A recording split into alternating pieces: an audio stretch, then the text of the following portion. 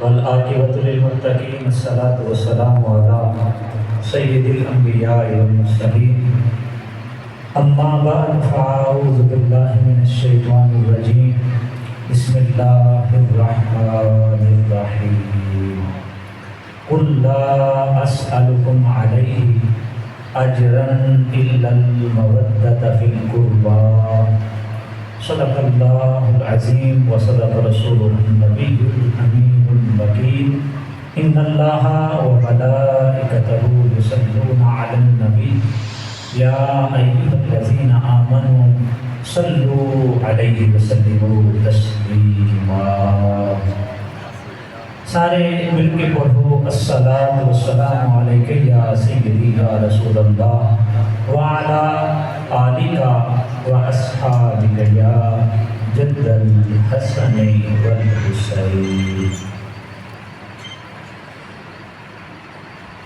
برادران اسلام، میرے مسلمان بھائیوں، بزرگوں، عزیز ساتھیوں، آج کا معاشرہ، آج کا نوجوان یہ سوال کرتا ہے کہ واقعہ کربلا ہونا تھا، تقدیر الہی تھی، ہو گیا، اس کو تو اب صدیاں گزر گئی، لیکن اتنے عرصے کے بعد آج بھی تم کربلا کی باتیں، حسین کی باتیں، علی اکبر و علی اصغر کی باتیں، امام قاسم کی باتیں، اون محمد کا تذکرہ، آل محمد کے خاندان کی باتیں، ذکر اور ان کے نعرے اور ان کے چرچے کرتے رہ جاتے ہو، کیا ضرورت ہے؟ واقعہ ہونا تھا، ہو گیا۔ دنیا میں بہت سارے واقعات ہوئے، لیکن تم کیوں نام لیتے ہو؟ تو اس کے جواب میں عرض یہ ہے، اللہ نے قرآن میں حکم دیا ہے، قُلْ لَا أَسْأَلُكُمْ عَلَيْهِ أَجْرًا إِلَّا الْمَوَدَّةَ فِي الْقُرْبَى۔ سورہ شعراء ہے، آیت نمبر 23 ہے۔ رب کائنات فرماتا ہے، اے میرا نبی، آپ کہو، اپنی امت کو بتاؤ، لا اسألکم علیہ اجرا،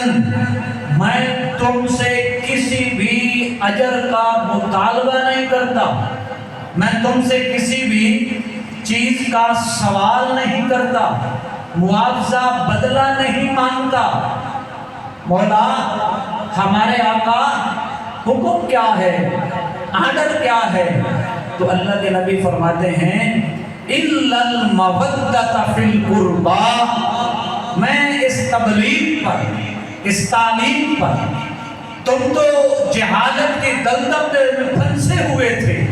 تم تو شرک میں اپنے آپ کو محو رکھا ہوا تھا، قتل و غارت میں، جہالت میں، ظلم میں، اندھیرے میں، بے انصافی میں، بے عدلی میں، تم تو گناہوں کی دلدل میں ان میں پھنسے ہوئے تھے،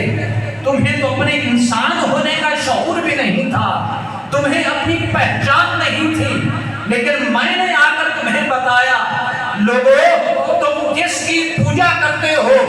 جن کو تم خدا مانتے ہو، تمہارے یہ رب نہیں ہے، تمہارا خالق وہ ہے جس نے تمہیں ساری مخلوق میں سے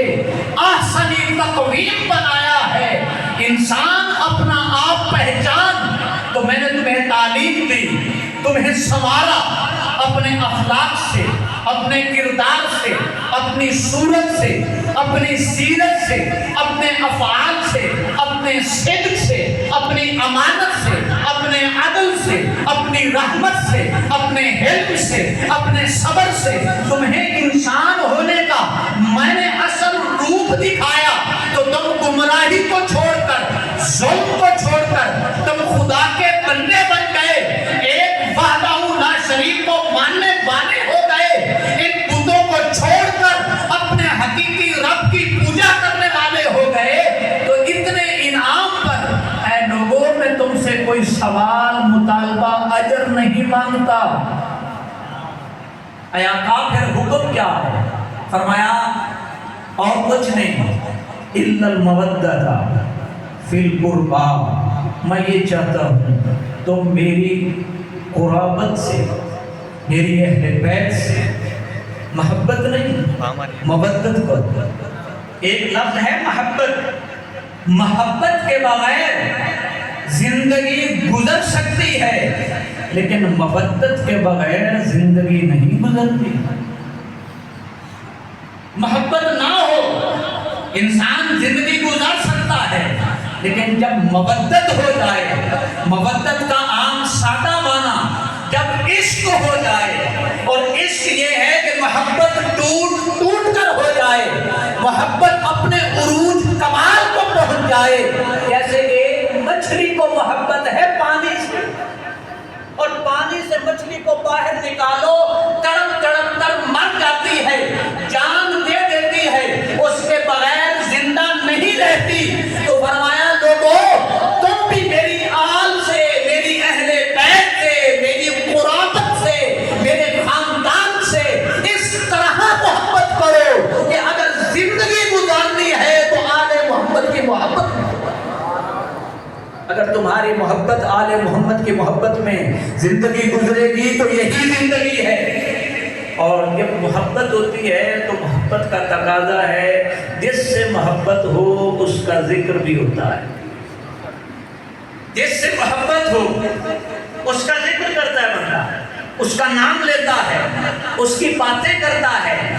اور اس کی سیرت، اس کا نقشہ، اس کی صورت کی کاپی کرتا ہے۔ ہمیں اپنے مرشد سے پیار ہے، ہمیں اپنے مرشد سے عشق ہوتا ہے، پیار کی کیفیت ہوتی ہے۔